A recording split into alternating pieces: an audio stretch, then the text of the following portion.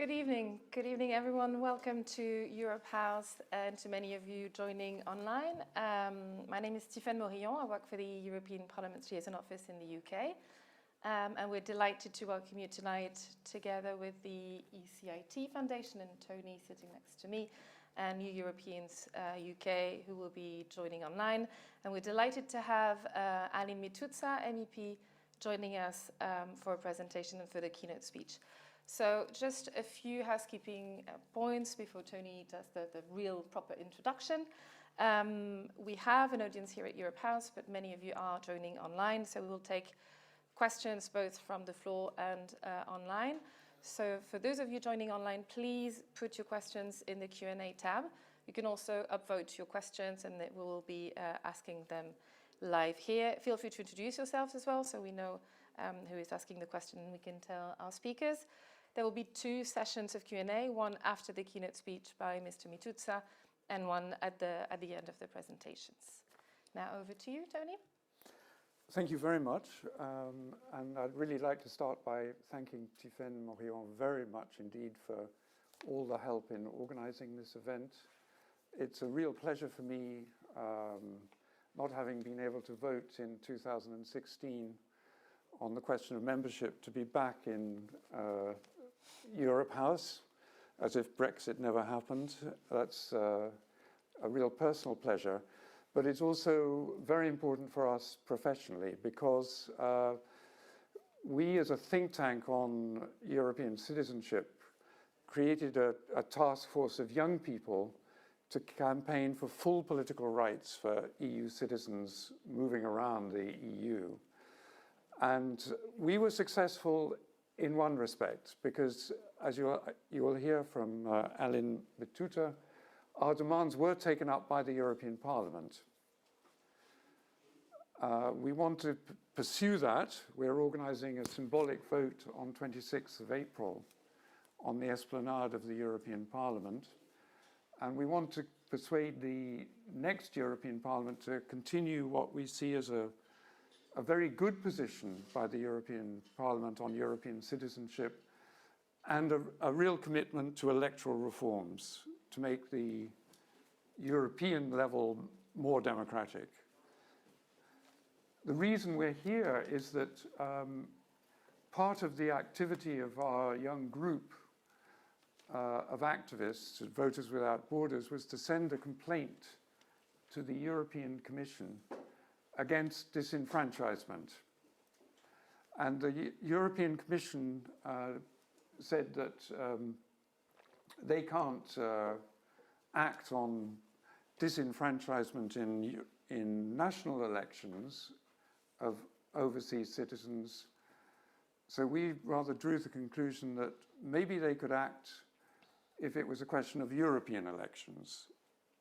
That's why we're looking at how it is to vote from the UK back home in the European elections. And we're particularly interested in not just those who can't vote, but also in those who can only do so with great difficulty because they have to fly back home, or those who've had problems with lack of information, meeting registration deadlines, etc. And we'll hear a lot more about that from Tiffaine Morillon shortly. But to set the scene, I would start by giving the floor to Ruvi Ziegler, who is not only the chair of New Europeans, our partner organization for this event, but he's also a very accomplished lawyer. And I think what he has to say will help us with the sort of methodology of this event. So I think it's over to him coming in from Reading University or somewhere else in the world. Hi everyone, I hope everyone can hear me. I can hear myself twice, so, but yeah, now only once, which is much better. Actually joining from rather far away, from South Africa. We're on a mild autumn night, but really delighted to be here in my capacity as chair of New Europeans UK.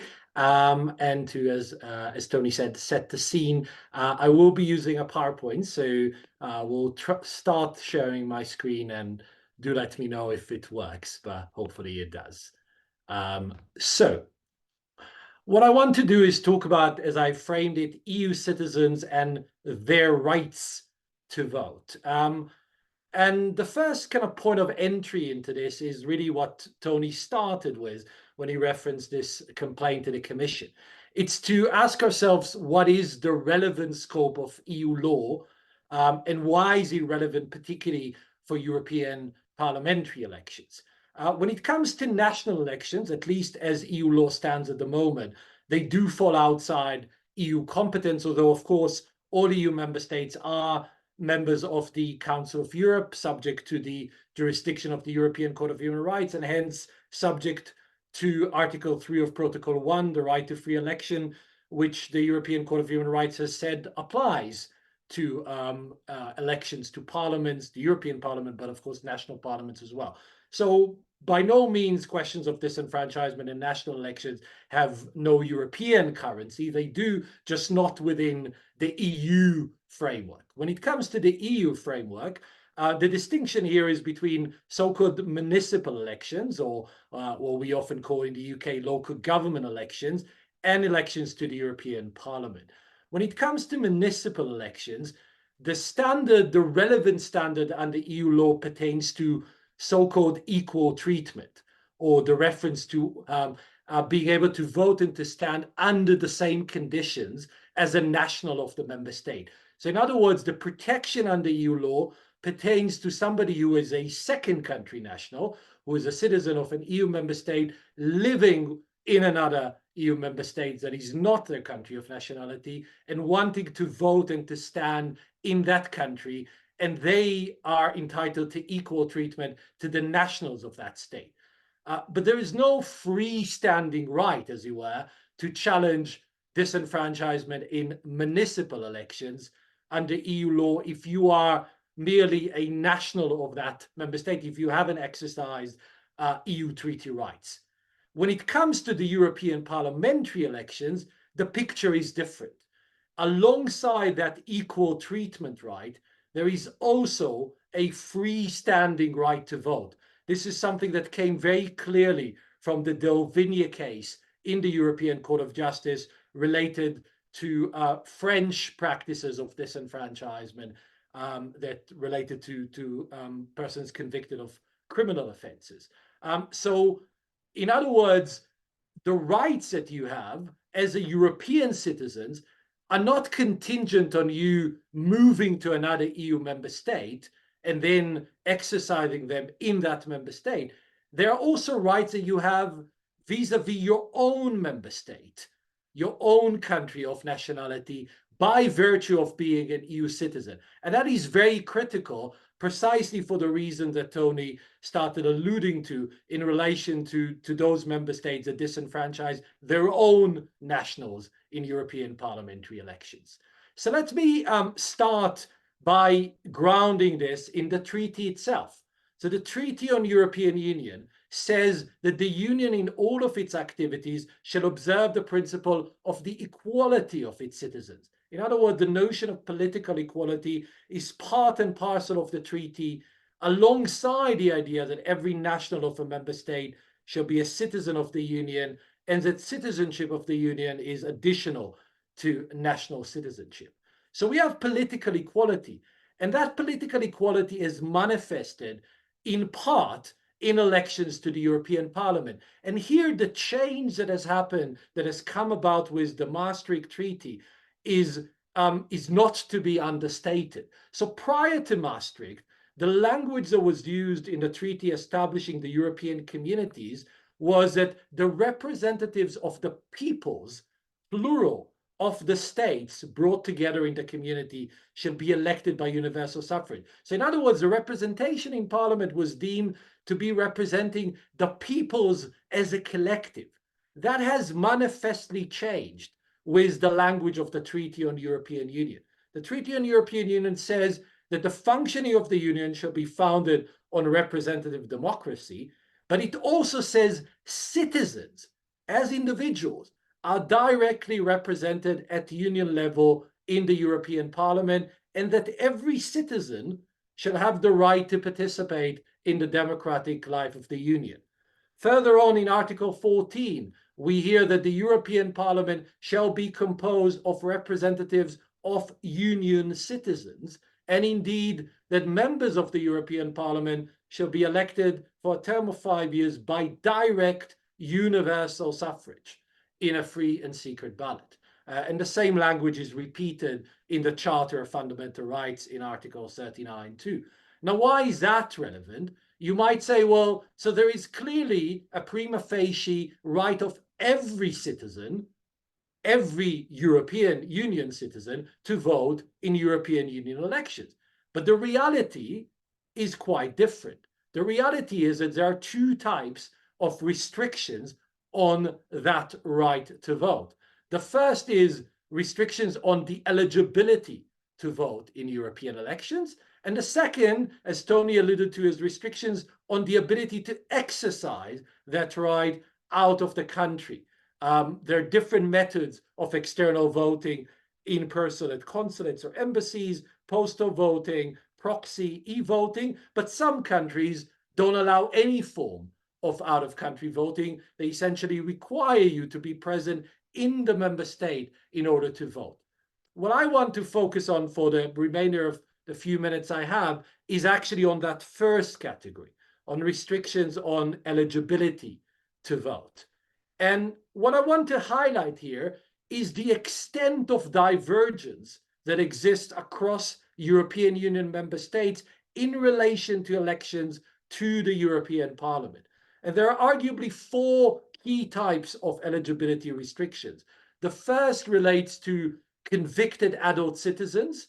There is massively inconsistent approaches across the EU, broadly in line with their own practices in national elections. So in some countries, all prisoners can vote. In some countries, some prisoners can't vote even after they've left prison for certain offenses. There are divergences in the types of offenses. So a big difference that affects eligibility to vote in different member states. Similarly for mental incapacity, very different approaches in different member states. And even in relation to the voting age, whereas it's generally 18 across the EU, there are 3 member states which have different voting age restrictions for European elections: Austria, Malta, and Greece. But the focus in some ways of, I think, some of the subsequent presentation will be on that fourth category, where most non-resident citizens who live in third countries are disenfranchised in the European elections.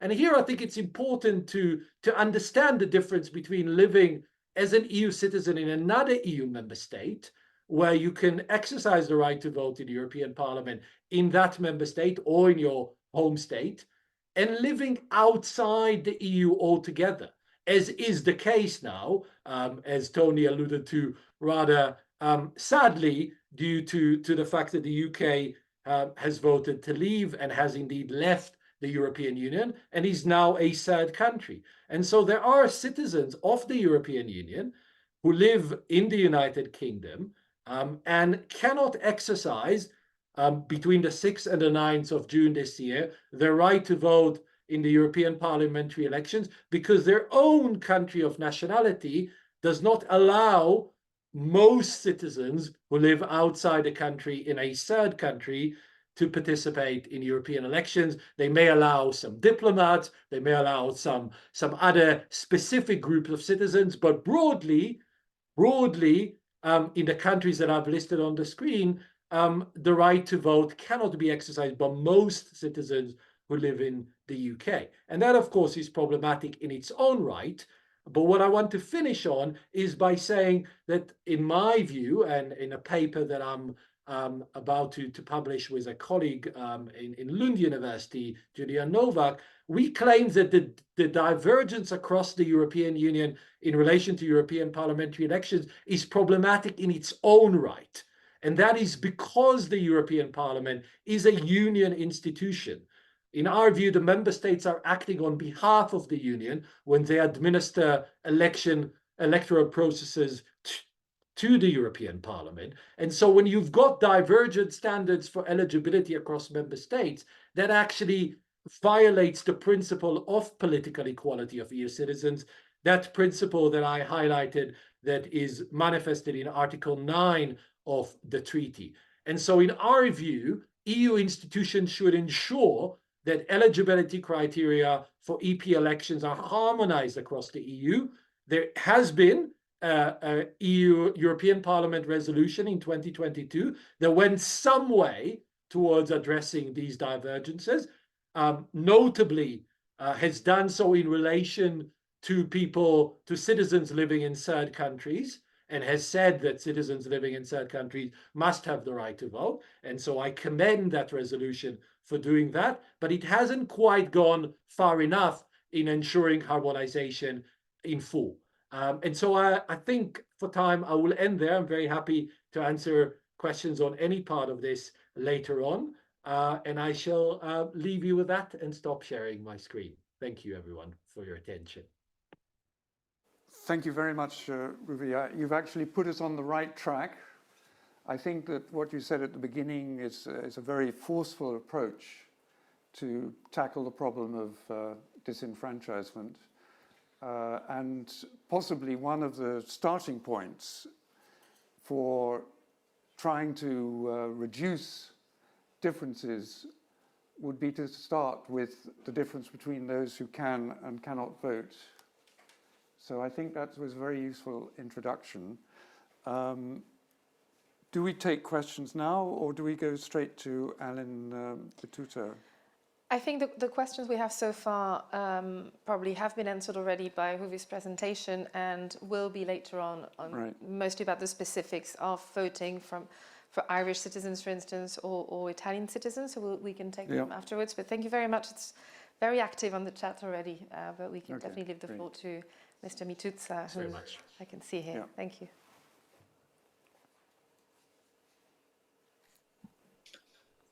Hello, and I hope that you can hear me. Thank you, first of all, for the invitation, and glad to see Tony there and to see the very active team of the Office of the European Parliament in London. This is a very timely discussion about the rights of the European citizens in the context of European elections. We are preparing, as you know, to vote for the 10th time for the European Parliament. We are voting since 1979 for the European Parliament directly, which is a very good thing. Ruvi already mentioned that we have this, also the European citizenship, which we have it since 30 years ago. Actually, last year in 2023, we celebrated 30 years since the creation of the European citizenship, which was introduced by the Maastricht Treaty. As you know, what does it mean, this citizenship? It means a couple of things. First of all, indeed, it is not a European citizenship per se, because it's attached to the national citizenship.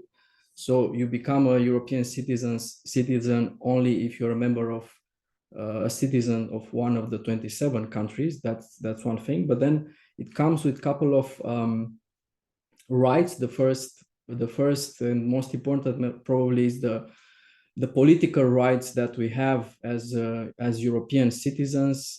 The most important one being the right to vote and to be a candidate for both for the European elections, for the European Parliament, but also for municipal elections. We also have the right to petition to the Parliament, and maybe also equally important, which is introduced quite recently, as a manner to have a broader European citizenship, we also have the right to the European, the ECI, the initiative that we can sign. So 1 million citizens can sign an initiative in order to put it on the table of the Commission and on the Parliament to launch a directive or regulation and so on. Then we have the right to consular protection attached also to the European citizenship, which is also, it's quite important. That means that if we are in a country where there is no diplomatic mission of our national country, we can benefit from the consular services of any other European member state. That's very important. And of course, I think very important is also the freedom, the right to freedom of movement, the freedom to study, the freedom to work in the European Union, which is really, really important. But of course, we have many shortcomings when it comes to the rights that we have. So shortcoming associated to the European citizenship, and that's why we in the Parliament insisted very much in the last years to fix these issues. And I was a rapporteur, co-rapporteur on a file which asked for a couple of changes to the European citizenship and to the ways in which European citizenship is exercised by the citizens of the Union. And I will just cite couple of them. So first, I would refer to the right to vote. We have something like 12 million citizens, mobile citizens in the Union, but unfortunately, not only a small part of them are really exercising the vote for the European elections, and even less for the municipal elections. So that's something that is connected to the lack of information. First of all, there is a lack of information of the mobile citizens concerning their right to vote for the European Parliament or for the local elections, the municipal elections. So what we try to do is to persuade the Commission and the Council, because it must be said that this is a prerogative of the Council. We actually changed last year in 2023 the directives concerning the right to vote for European Parliament and the municipal elections, but the European Parliament was only consulted on these changes. So this is a prerogative of the councils of the member states. But we asked as a Parliament to launch more information campaigns, especially ahead of the elections, for the mobile citizens to know better their rights. So the right to vote, but also the right to be a candidate, because if you are a citizen of one of the countries of the Union, you can be, and you are a resident in another member state, you can also be a candidate in that specific member state for the municipal and the European elections. Another topic that we addressed is the question of registration. Very often the registration to vote for the European elections or for the municipal elections, it's quite complicated from an administrative point of view, and what we called on the council, so on the member states, to simplify these registration procedures in order for the mobile citizens to be registered in the electoral roll immediately after they register for residency, for example, if they wish so. If they do not wish to be registered immediately, they can still hold the right to vote, of course, but they can do it later, so they can register in the electoral later. We also touched upon the issue of the vulnerable persons, for example, disabled persons, who very often do not, even though they have the right to vote or to stand for elections, they cannot exercise their right very easily. So we called for the council to also tackle this issue. There is also the question of harmonization of voting age. Indeed, for the European elections, for example, we have different rules in different member states.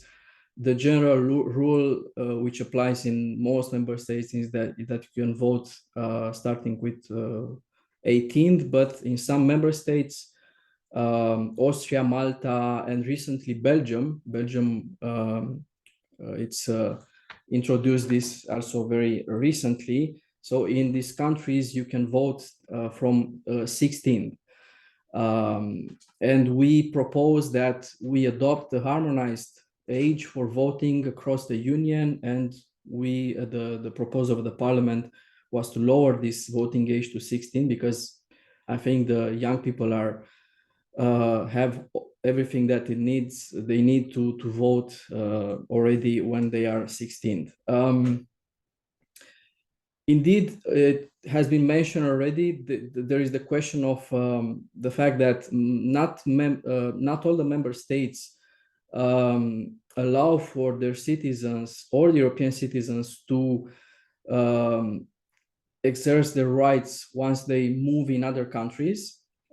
This is unfortunate, and this is not, I would say, is not democratic in my view, that you don't allow your own citizens or European citizens to exercise the right to vote if they move abroad. We very much criticize this in the report that we adopted in the parliament, and we called on the council to fix this problem.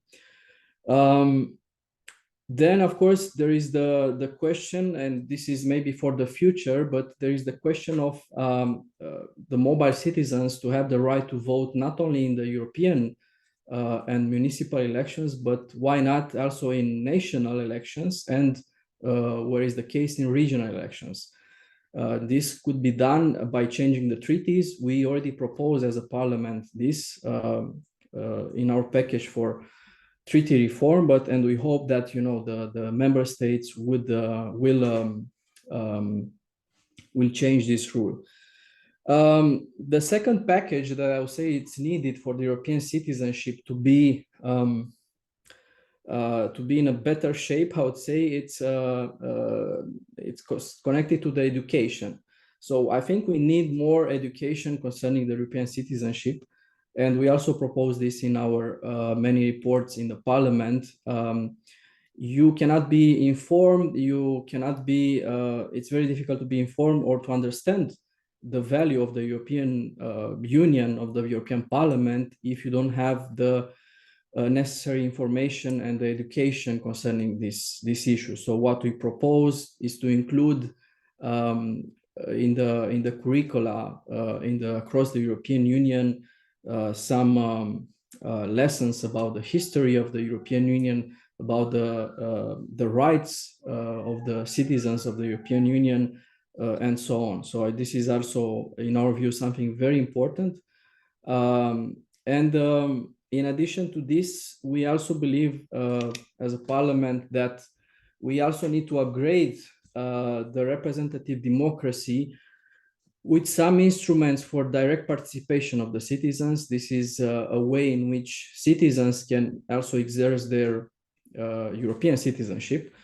And what we proposed is to create something similar to the Conference on the Future of Europe that took place, as you know, in 2021. So our proposal is to create a permanent mechanism for citizens' participation, namely a European Agora, which would meet every year and would propose priorities to the European institutions directly from the citizens. So this is, in our view, something very important. The third package, and this is my last the last idea that I want to highlight in this initial talk, it's that we need a sort of codification of European citizenship, and for that reason, the Parliament proposed multiple times actually, the creation of a statute of European citizenship. I think this is also very important. We collaborated a lot with Tony, with the ECIT Foundation, and with many other NGOs which defend the rights of the European citizenship. And I think we need this statute in order for the European citizenship to be exercised better. I would finish with the last idea. We also need to tackle the question of selling citizenship, because we have this practice in some member states. In some member states, you can buy your passport, you can buy your citizenship, and this is not something very democratic from our point of view. And we called on the member states, we called on the Commission to end this practice, because it's not only about acquiring a citizenship of a member state, but when you acquire a citizenship of a member state, you acquire the citizenship of the European Union. So this is something that we should also be, this means that the European Union should also be involved, and we called on the Council and on the Commission to tackle this issue.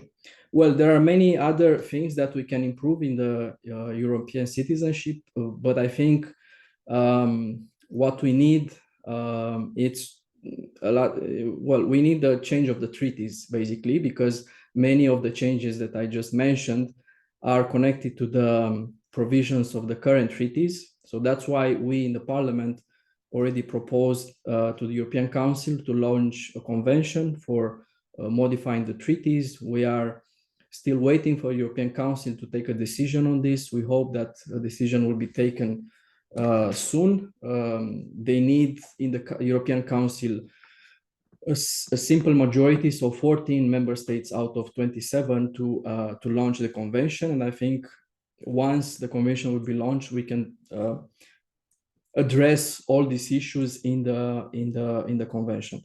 In the meantime, I think it's very, very important for all the European citizens to vote in the European elections, because the European Parliament, it's really key in the everyday life of all European citizens.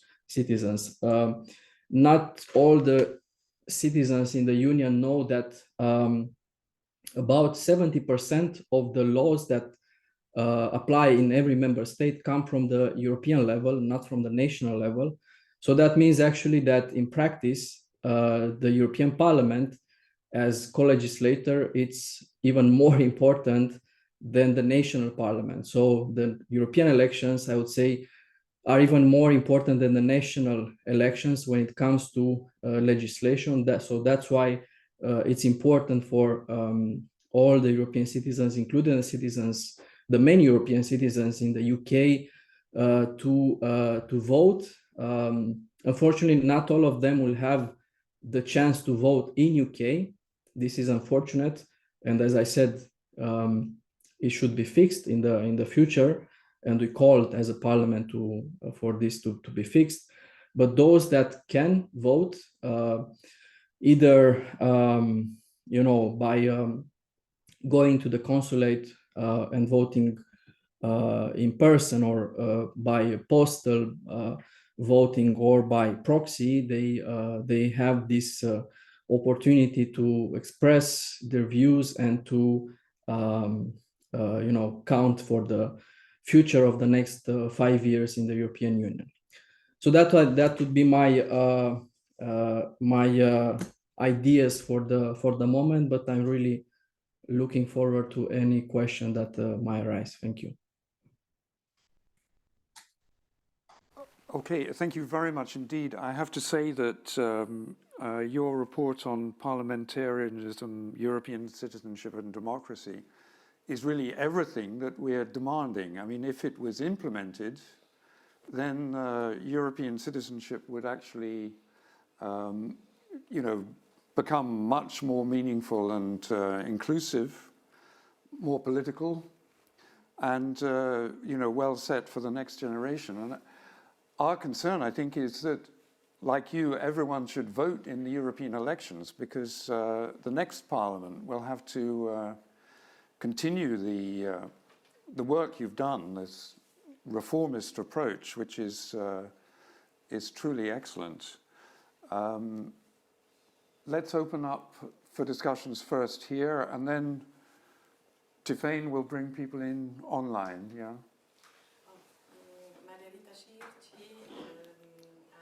Thank you for the compelling discussion. I am an Italian citizen and a European citizen. Thank you. Maria Rita Circi, I am an Italian citizen and European citizen, and I must say that Italy is one of the six, the states that don't allow to vote outside the EU are 6 and not 5. And Italy is one of them. And sadly, Italy is one of the founding states of the European Union. And so I would like to know if there is still room to ensure equal voting and equal rights to vote through the EU delegation abroad.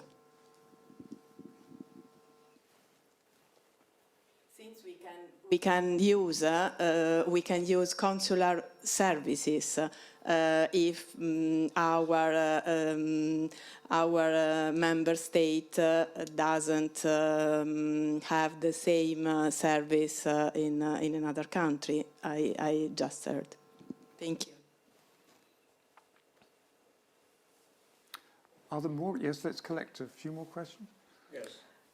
Sorry, did you call me? Yeah. Just wait for the mic, if you, so everyone can hear. Thank you. Yes, Peter Harbour. I'm from near Oxford. In fact, I know Ruvi quite well because he belongs to the same Oxford for Europe and European movement as I do. One of the things which distresses me enormously, having been able to vote in European elections since there were such things, having, as a member of the Joint European Taurus, been one who combated the European Commission about the rights of British people working in the JET project, where everyone else was paid twice what we were, and having had all kinds of European privileges which were extremely important, I find it an incredible distress, or incredibly distressful, that the rights we had have been taken away. And what I wanted to ask is that much of the discussion has gone rather close to the thing which is being called Action Storm, which is something which maybe many of you don't know about, but if you Google it and look up Josh Silver, Professor Josh Silver, he is the activist who has been working on this for a very long time. And I know Josh well. He's a physicist. I used to work very closely with him in the early 70s. And I could not find anyone who was more determined than Josh is. So this project will not go away. And I find a lot of what he is arguing sounds very close to what has been said by both of the speakers here. And I would please ask that the possibility that EU citizenship might be irrevocable on individuals should be considered. I think it's a very important point. And let me say something in praise of being a European citizen. We fought a campaign against a German company that wanted to fill lakes in between Oxford and Abingdon with ash, RWE N-Power. I was one of the rash people who wasn't too hesitant in moving forward, and I ended up with a High Court injunction, and the Lord Mayor of Oxford congratulated me for that, and I thought, oh, that's not quite so bad as I thought. I received a pile of books this high from the company, delivered by courier. Anyway, one day I was staying with my sister, who lives in France, and we were on our way back to England by car, And she had a Belgian with her who was writing plays with her. And I said, how about going to Brussels on the way home and getting some information? So in one day, we visited the European Commission, and we went to 3 different DGs, Directorate Generals, and we talked to 3 different very senior people in those Directorate Generals. You could not do anything like that in England. It would be impossible. It would take a week or a month. I suspect it would be the same in most other countries. There are some wonderful things in Europe. We liked them. We benefited from them. We used them. Other people have benefited from what we did. It's terrible to have this taken away. And I don't think the taking away is really valid. I hope it will be shown to be possible to restore it. It'll create many problems. But there we are.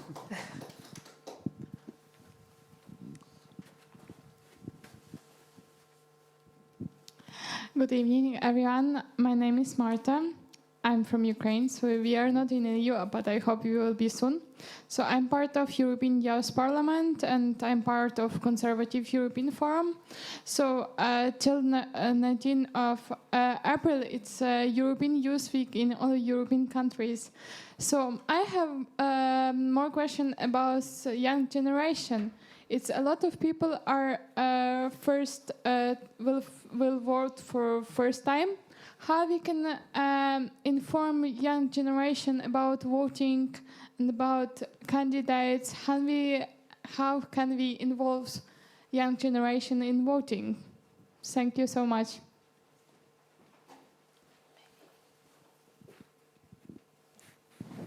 Do you want to bring people on? Or maybe we can give time for Mr. Mituta to answer these ones, and then we'll take a few questions. Alin, would you like to respond to what you've heard so far? Yes, of course. I will try to respond. I think Ruvi also have some answers to this from like an academic perspective. So concerning Italy, I think well, I already said this is, in my view, it's not normal that you cannot when you hold the citizenship of a country, you are a citizen even if you move to another country, especially in 2024, when this happens very often, and especially if you move to a European country. So in my view, it doesn't make any sense for the countries that do not allow their citizens to vote in a third country for the European or national elections. It's not only the case of Italy. It's also there are also other countries which have this restriction, and I think it doesn't comply with let's say the spirit of the European treaties and with the age in which we are living. As I said, we are in 2024. It's very easy for the countries to allow their citizens to vote either in the consulate or by postal vote or by proxy. So there are many possibilities for these countries to allow their citizens to vote. Unfortunately, for these elections, nothing can be changed. But I hope that for the next European elections, the rules will be changed and the European citizens will be able to vote in the European or national elections. This is a competence of the member states. Is not a competence of fortunately, of the European Union. As I said, this is even the harmonization of the rules concerning the European elections and the municipal elections is decided solely by the Council. The European Parliament is only consulted. So in order to change these rules, we either change the treaties and allow for the co-decision procedure to apply in these kind of situations, or we put pressure on the national governments in these specific countries to change the rules. So I think what you can do as an Italian citizen, and which I recommend, is to put pressure on your own national government and parliament to change these rules. Concerning the revocability of the European citizenship, I think Ruvi has more information because I see that in the chat that he already mentioned some decision by the European Court of Justice. So I will leave it to him. And on the question concerning the young generation involvement, I think we see in the recent Eurobarometer, which was published today, actually, that the interest in European elections is quite high, and is quite high also for the young generation. This is something very positive.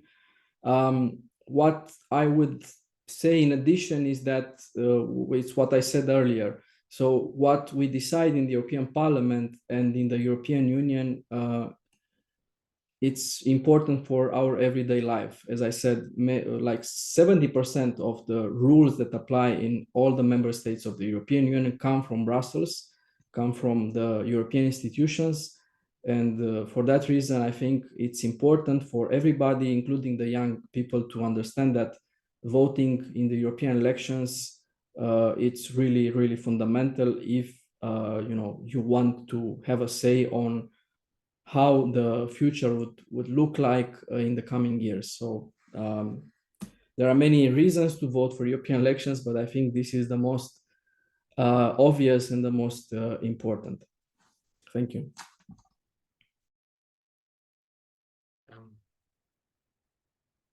Tony, should I come in or?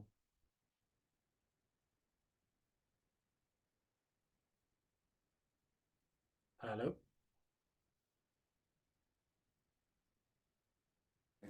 Member states. When I ran the consumer pressure group, BEUC, and we made multiple complaints and got very good results. We got new legislation through. And then I realized that all this is fine, but we ought to pay much more attention to voting and what happens in elections and who is elected to get more reforms through. That's something I think I neglected. When we get into this area, we do, though, discover that it's much more difficult. It's much more difficult to change legislation on voting. It's much more difficult to deal with the constitutional issues around citizenship. And we're really only at the beginning of that. There isn't a strong, say, voter movement as there is a strong consumer movement. But I think we should give the floor to Ruvi to answer the question about citizenship. Could I make a quick point on what you have just said? One thing I noticed, we notice it in the UK a lot. We are told over and over again, oh, the EU shouldn't be telling us what to do. We should be telling. In fact, what has not been said is that what happens when a law is produced is that there is a European directive. And that European directive is offered to each country to incorporate into their own law in a way that fits them for their legislation. Now, it's very difficult then to tell them what they must do in that context. And just as the British are fighting back, well, the Conservatives are fighting back about these things that came from a foreign court and all that other nonsense, this will happen in other countries too. The right-wing groups, for example, in the other countries, will use exactly the same arguments. And so I think it's extremely important to be very careful on how you tell countries to change their system. But of course, I'm sure you know that. You've had 40 years' experience. Right. Hi, everyone. Oh, that's better, yeah. Can you hear me now? Yeah. Okay, great. So, so a couple of points, I think. First, on the Italy example, so I think an important distinction that I tried to draw as well earlier is between being eligible to vote and being able to exercise that right to vote from out of the country.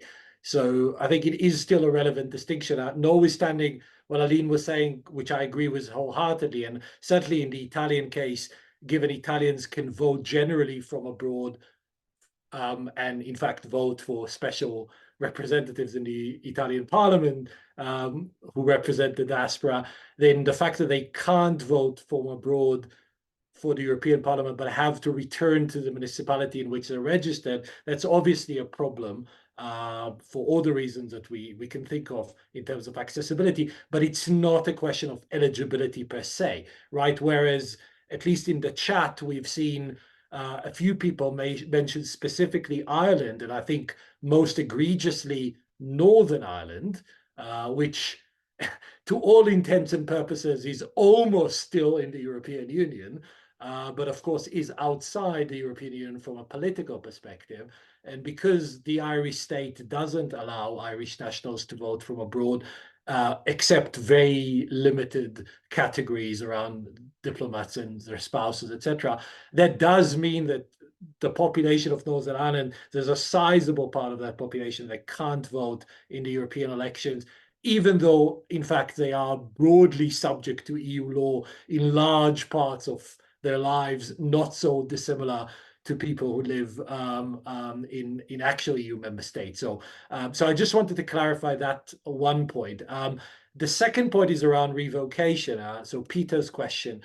So there was a case. I was to some extent idealistically hoping for a similar outcome as you do, perhaps, Peter, around the idea that once you are a citizen, that even if your member state leaves, you should be able to somehow retain your individual European citizenship should you choose to, in an interpretation of Article 20 of the treaty. Unfortunately, the Court of Justice of the European Union last year, in a judgment called EP versus Préfet de Gel, I hope I'm pronouncing this correctly, has taken a different view and essentially shut down that route, and has said that ultimately, because there was a sovereign decision of the United Kingdom as a country to leave the EU, then the individual citizenship of individual British citizens have fallen away by that virtue. I mean, I think a bit like what Alin was saying about other issues, I don't think we should treat this as a fait accompli in terms of the ability to change treaties as well, and to introduce things. And I know that in the Brexit years, because I was partly involved in this, in lobbying, there was talk about associate membership for individuals. There is even talk about allowing third country nationals to naturalize, as you were, as EU citizens without having to go through the route of the nation state. Of course, all of these things are at the moment looking unlikely politically. We should be honest about this, but it doesn't mean we shouldn't talk about them. And for those of us who believe in the European project, we shouldn't air out those possibilities. So I think I'll leave it there, but I just wanted to make those initial points.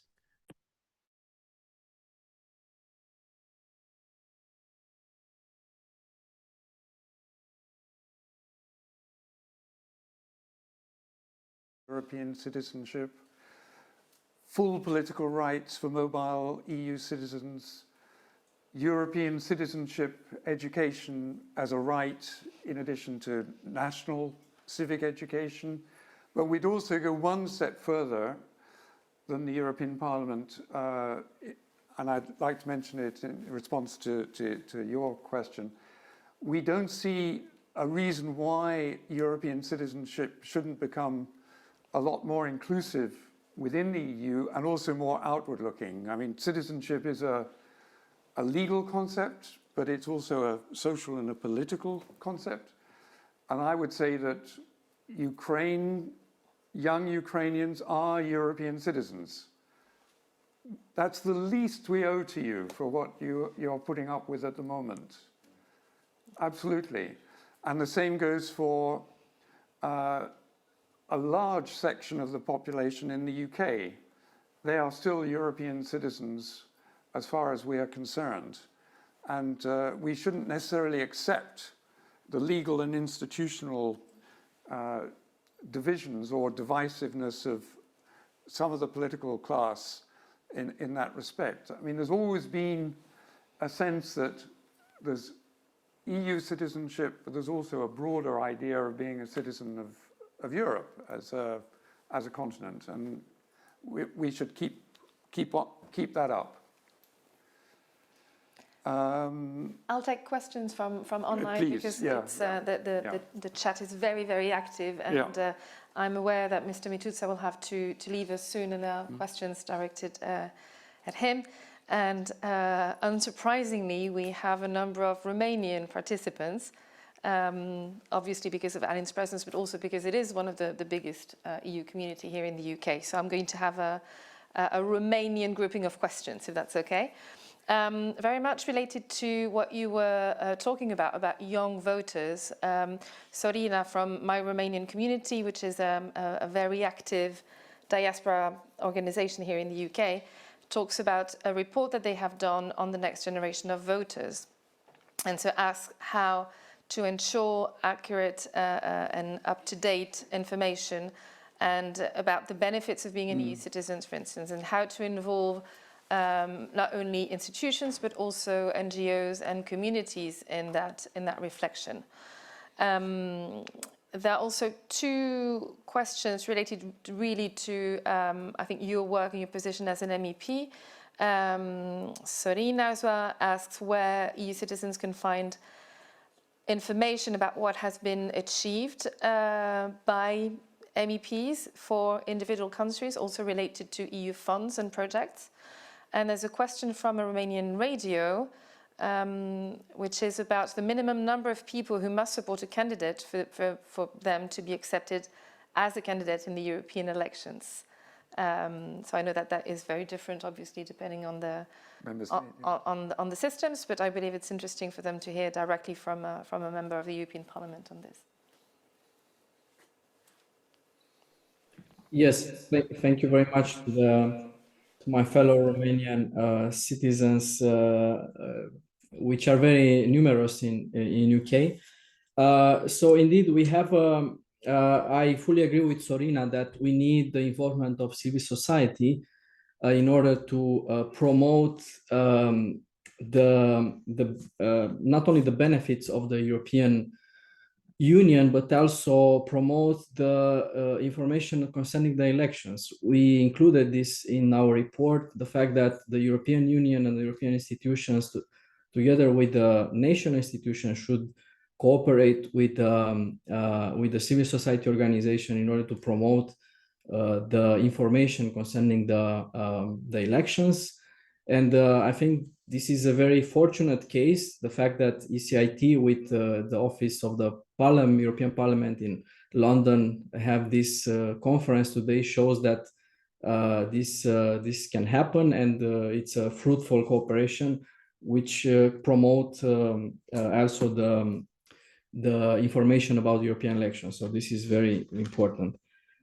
Concerning the second question, indeed, in Romania, we have a very particular situation where in order to be a candidate for the European elections, you need to gather, if you're a party, 200,000 signatures, and not electronic signatures, but on paper. And if you're an independent candidate, you need to gather 100,000 signatures, which is huge, and this is a major barrier in order for the to be a candidate for the European elections. I think Romania has the biggest threshold for being a candidate, for qualifying as a candidate for European elections. It's more similar to Russia than to European countries. This is really unfortunate, and it must change. It must be changed, but this cannot be changed from the European level. This can be changed by national law, or as I said, if we change the treaties, then we can have some more harmonization also in this sector. So yes, I know that this is a major hurdle for the Romanians who want to be candidates for European Parliament. This threshold of this huge threshold of signatures that you have to collect, it's not very democratic because the right to be a candidate, it's a fundamental right, and if you impose such a high threshold, that means that you also limiting in practice the right to be a candidate. So yeah, that's my answer. Thank you. Okay. Maybe one last question from the room, and then we can. Can you just wait for the mic for 2 seconds so people online can hear you as well? Thank you. Hi, I wear different hats. I'm a press officer of New Europeans UK. I'm also a freelance journalist, and I'm a Danish citizen in the UK. So I'm one of these nationals who are affected, who won't be able to vote in the European Parliament elections in June. Have you got any figures for how many citizens from those nations who don't allow their citizens to vote from abroad or from over here? How many? I mean, I guess the embassies will, or the nations themselves would have some sort of idea of how many of their citizens live over here, although we don't have a register in the UK, same as we have in Denmark, for example. But do you have an idea of how many citizens from those countries live here in the UK and how many of them will not be able to vote? What sort of percentage are we talking? For example, with Denmark, it's only those with diplomatic status or who are posted from a Danish company or who may be planning to return within 2 years who are able to vote, as I understand it. Thank you. You could get some figures from Eurostat, but I think it's an underexplored topic, unfortunately. I mean, the Commission will produce a report on the outcome of the European elections, and even the question of, you know, the participation in the vote is unknown for quite a few countries. I mean, they don't distinguish between the nationals voting in the country and EU citizens who are resident there. So even that is not really known. I think one of the demands which was around and has been rather lost sight of is that in this area there are big information problems, and although there is some cooperation among electoral authorities, it doesn't extend, for example, to providing reliable information on who can and can't vote. There is a need for some sort of help desk for cross-border voting.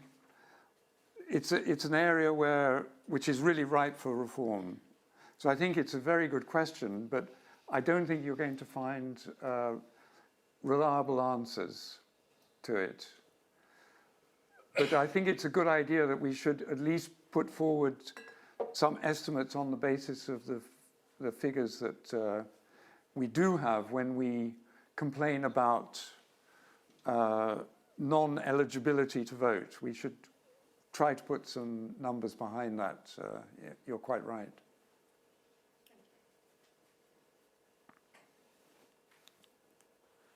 Perhaps we can move on to the 2 very short presentations that we have left, and then we leave some time then at the end for more questions and answers. But thank you very much again, Alin, for the presentation and the exchange. I know it's very much appreciated. Yeah, thanks. Yes.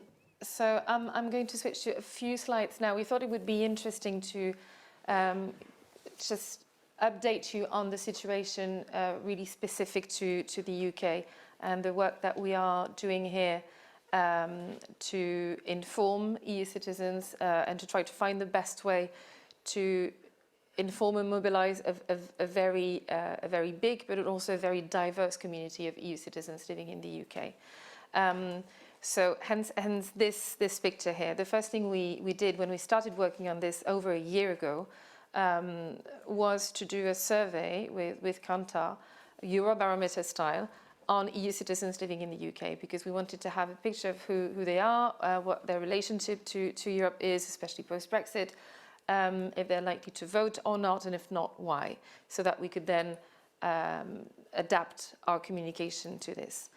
And that was really, really interesting. That is just a very, very short summary of it. But what we saw was that the EU population living in the UK is on average much more interested and attached to the EU than the average population in the EU. But on the other hand, they are also far less likely to vote than the EU population in the EU, which is sort of classic for diaspora population, but that was very striking. Now here, what is very interesting is the sort of breaking news from the Eurobarometer that Alin just mentioned, which was published yesterday, is that not only have we seen that the likelihood to vote in general for the EU population has risen a lot to 71%. So compared to 5 years ago, that's 10 percentage points higher than it was 5 years ago. But what is interesting as well is if you ask people if they're likely to vote, the biggest increase are in countries like Czechia, Romania, which were traditionally at the lower end of this. So even in this country that we considered hard to get, there is an interest. So we're not treating any community here as hard to reach or hard to get. It's really just about finding the best way to do this. So that's why we also asked people in this survey what they cared about, and we saw across all the questions that we asked that there was a big divide between the older member states and the newer member states in terms of relationship to politics, to voting, but also in terms of the topics that they're interested in, which means that we cannot have a unique communication campaign around the European elections if we want to really reach out to every community.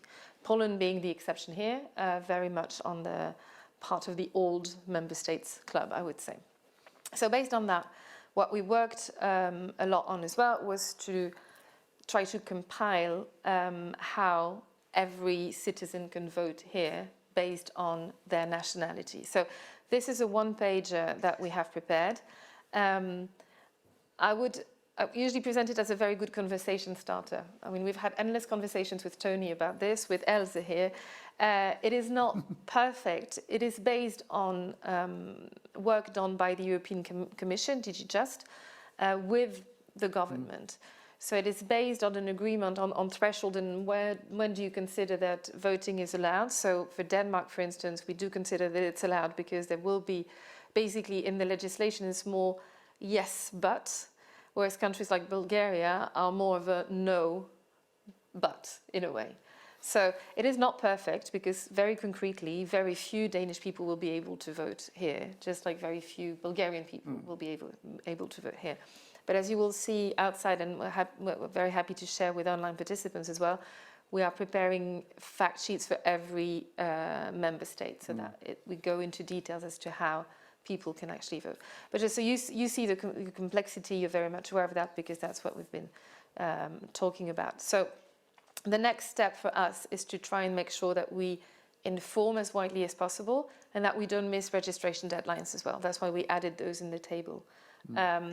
Because the main thing for now is to make sure that people will not wake up 2 days before the election and say, yeah, I would love to vote, but not be able to.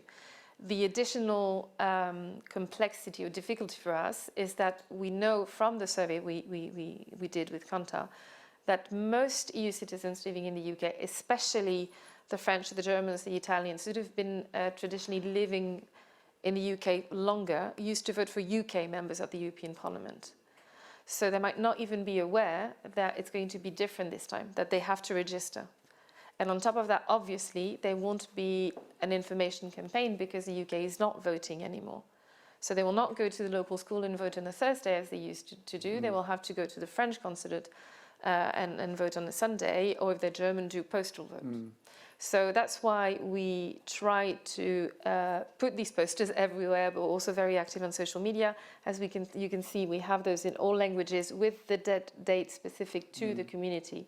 And we try to spread the word. We work very closely with the embassies and the consulates on that. I'm just showing that to remind you, you can find all the information in detail on our election website. If you Google European elections, that's the first website that you will see. It is based on nationality, so you pick the nationality that you want the information on. And then when you do that, on top of the page, you can find information on voting from abroad. So you will find everything there. The other resource that I wanted to point at is this website, together.eu, which is a platform which exists not just for the elections. It exists the whole time. It's really about a community of like-minded people, I would say. It's really about democracy. But now, in the next few weeks, it really is where you can find all the material in all languages if you want to help us spread the word. So you can just go to together.eu. Everything is free to download and print and share. That's it for me. Thank you very much.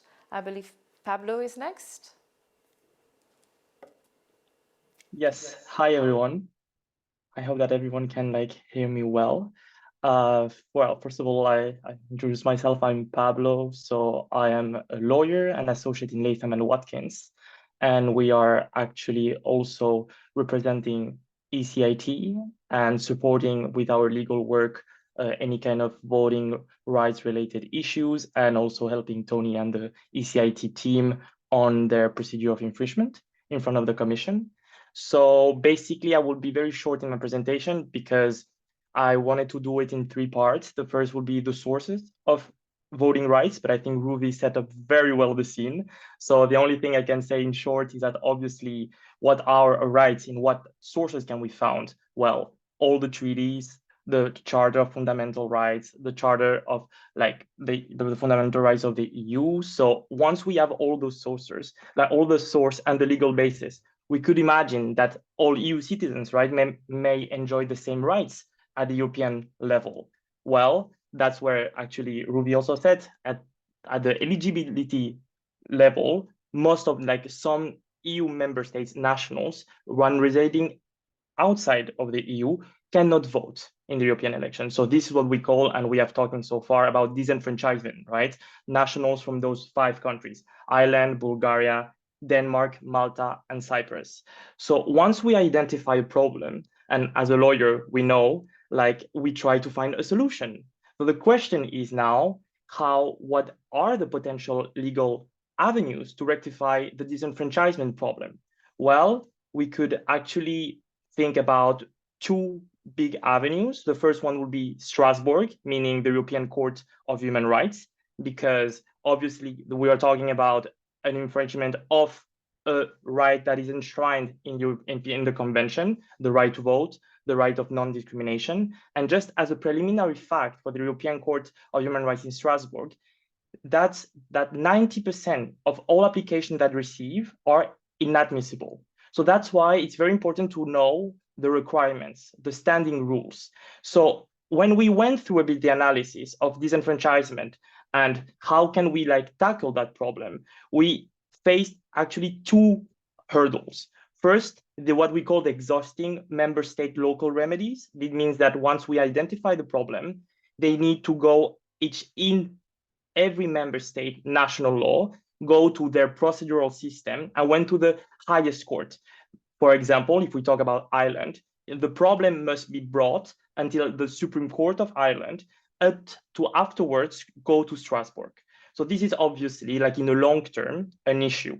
The second one would be the standing rules, because in front of the Court of Strasbourg, we talk about most of the time a personal and direct victim of the violation of the Convention.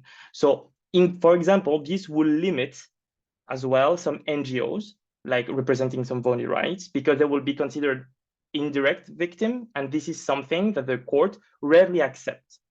The second thing, besides the European Courts of Human Rights, will be a procedure of infringement, what we are now working on with ECIT in front of the Commission, because in that case, everyone, all the citizens could write a formal complaint to the European Commission to afterwards brought a topic into a member state that is infringing EU law. So the right to vote at EU level is an issue, and it's right now in discussion like in the EU institutions, as Alan like mentioned in some reports, in also May 2000 in his report of democracy. But the question is now that once we have identified the problem at EU level, how like as we now excluded the national disenfranchisement because it's not a competence of the EU institutions, but it's a competence of the member states, how to reattach like disenfranchisement at EU level. Well, with the Commission that we are now trying to find like legal sources, legal cases. The problem is that nowadays, the European Court of Justice has not tackled yet this issue of a member state national voting rights in a third country. They have done within member states, within the EU. But what happened in a former member state, which is now a third country as the UK? I wanted, for example, to mention that the court has like give a bit of clarity around voting rights. Like Delvin has been like said, Préfet du Gers has been said. There are like big cases, but also, for example, I can give a quick example of, for example, Eman and Sevinger, which is a case where the Netherlands were kind of discriminating citizens from Aruba, which is like a Caribbean like island, part of the Netherlands, and they were not able to vote at European elections. So basically, in short, the answer of the court was that a country as the Netherlands cannot discriminate between their own nationals, because now we are seeing that there is like discrimination between their own nationals to vote at EU elections. And we were, in that case, still part of the EU because Aruba is part of the EU as it's part of the Netherlands, right? So basically, the procedure of infringement in the upcoming like month could be still something because we're working with ECIT to, and we never know, but try to do these pre-elections, pre-June 2024, because as you mentioned, Alan and actually also Ruvi, things can be set up very quickly. Bulgarian, for example, can set up like a polling station in the UK and allow their citizens to vote.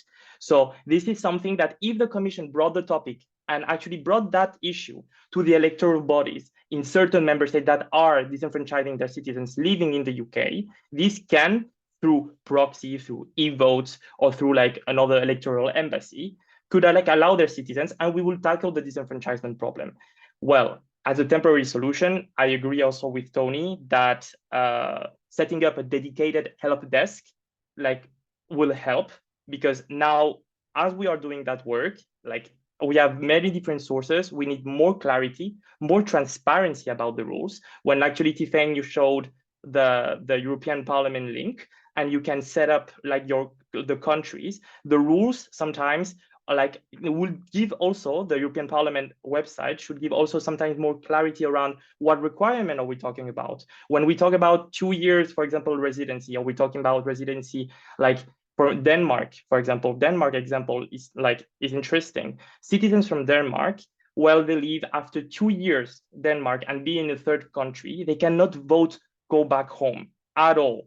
But before 2 years, they can still go back in Denmark and vote for the European elections. So these are rules that obviously we want to harmonize, to give the same rights to all the citizens in the EU, to give them the possibility to participate in the electoral system. And again, more important, that if we know that 70% of our national rules for each national, it comes from an EU legislation, we see that it's not only important at EU level, it's very important also at national level. Thank you very much. Are there questions to the two speakers? Maybe online, we have some. I think that catching up to questions online have been answered to. There's one from Lynn, which probably has been answered to in the chat, Lynn Armstrong, who says, I'm an Irish citizen, unfortunately forced to live in the UK, but I will be in Helsinki on 6th to 9th of June. Can I get to vote there? And that my fellow speakers can correct me if I'm wrong, but I believe that for Ireland, you have to be an Irish resident and registered on the electoral roll there to vote. You cannot vote from abroad at all. So really sorry about that. That's unfortunately quite clear. Is there any question from the room, perhaps?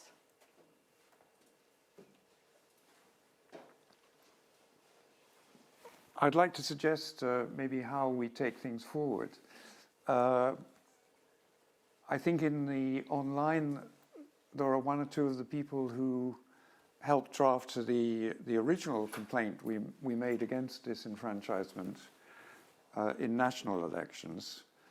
Some of the arguments that we had in that complaint, I think, have been improved by this event, particularly by the introduction from Ruvi. I think there's some very strong points there about the treaties, about the principle of equality of treatment of European citizens, which would enable us, with the help of Latham and Watkins, to put in a much more forceful complaint this time, and it would be related to the European elections.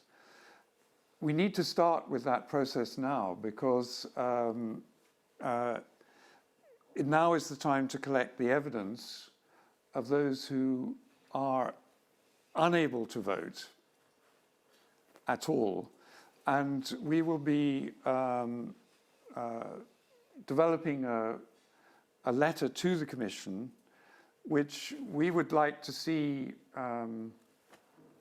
supported by New Europeans and other organizations in the UK,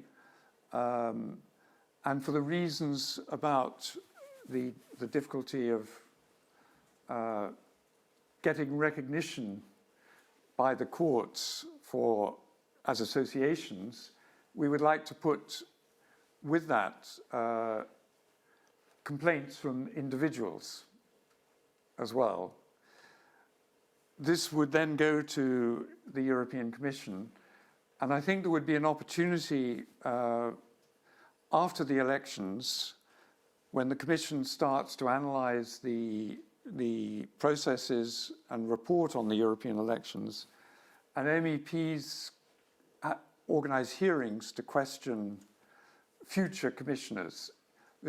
Our action will be an opportunity for the new MEPs to remind the Commission of their stance before the elections, that this practice of disenfranchisement of overseas voters should be ended. So that would be the first stage. Then we would await some response from the Commission before deciding on the next step, which would be to go probably try to go to the Strasbourg Court or to the European Court of Justice. That's roughly where we are, but we will probably need, I think, to produce a draft of what we intend to, of the claim that we will make, so that people will be able to sign up to that, and then take it forward in this sort of process of the kind of post-mortem on the European elections and the setting up of the new legislature. That will be the right time to get this onto the agenda. Can I ask, Nicola Scafato, I'm a legal advisor. I work for the... Wait for the mic for 2 seconds, so that's okay. Yeah. So, Nicola Scafato, I'm a legal advisor here for the European Parliament Liaison Office in the UK. Can I ask, what kind of action are you considering to bring? So you mentioned a complaint. I suppose the complaint would be submitted to the European Commission to do what? For the Commission to consider any possible infringement of EU law by the 6 member states who... Or could you please elaborate on that?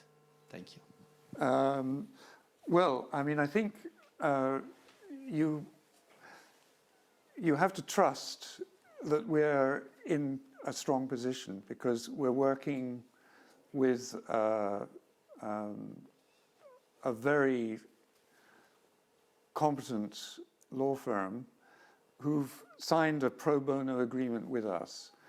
And that means, Pablo, correct me if I'm saying something which is wrong, that means that we're treated in exactly the same way as a client who would have to spend a large sum of money on their services. So we're going through a very careful process. Latham and Watkins have done a very exhausting research on all the sources, all the different initiatives. So we'll be putting in a letter to the Commission, which will be signed by us, by Ruvi, with evidence from individuals behind it, but it will be a serious legal package. The name of the law firm will not appear on this letter, but it will be very clear to the Commission that this is something that can't just be dismissed as a petition or a complaint.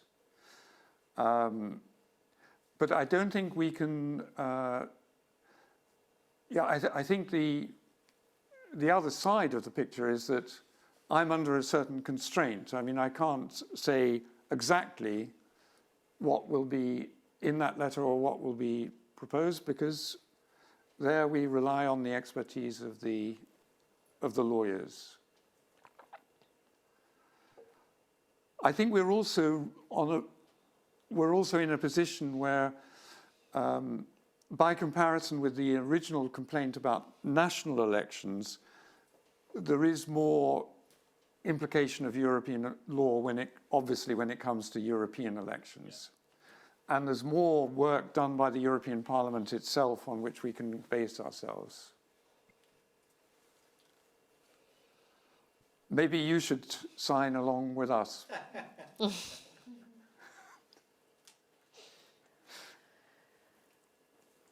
I think we've reached the end. There's no more questions in the chat online, so perhaps we can end on time, which would be very unlike the European institutions. But yes, and I would like to thank everyone. I mean, this is not a one-off. I mean, this is part of a process. I think you've got that point. And as part of a process, it's been incredibly useful. We wouldn't have been able to go further without this. It's given us the contacts, the arguments, a very solid basis for taking things forward. I think one thing I would like to mention is that in setting up this meeting, there has been a lot of correspondence about what is possible and not in terms of voting across borders. And there is certainly a need, as Pablo said, for a lot more transparency, a lot more dedicated expertise on electoral rights than one would think. It's a curious situation, but there is a need, I think, for a kind of one-stop shop on how to vote across borders, which would apply, say, across Europe and apply to all elections. It's a gap, and it's something which we should, quite independently of litigation, treaty change, and other things, we should be aiming towards, because this is what we call the sort of third wave towards universal suffrage, which started with eventually all men getting the right to vote, then far too late, all women, and now we're into an area where it's much more complicated because the population by definition is harder to categorize, harder to legislate for because they move across borders and are very difficult to inform. It's a big, big challenge, this particular wave in the fight for universal suffrage. And I think the reliability of information and having some kind of help desk to answer a lot of the questions will be something we'll be looking at in the future. Thank you very much, Janina. As you were saying, and while you were talking, we could see that Ruvi was frantically answering lots of questions in the chat. Oh, great. So this is clearly just the beginning of a conversation. There will be a follow-up email with all the links to all the things that we mentioned, Alin's report, and website, etc. And then, we're very happy to put you in touch afterwards for your call to action. So thank you very much, and good evening, everyone. Thank you, everyone. Thanks, everyone. Good evening. Good evening, all. Enjoy the drinks.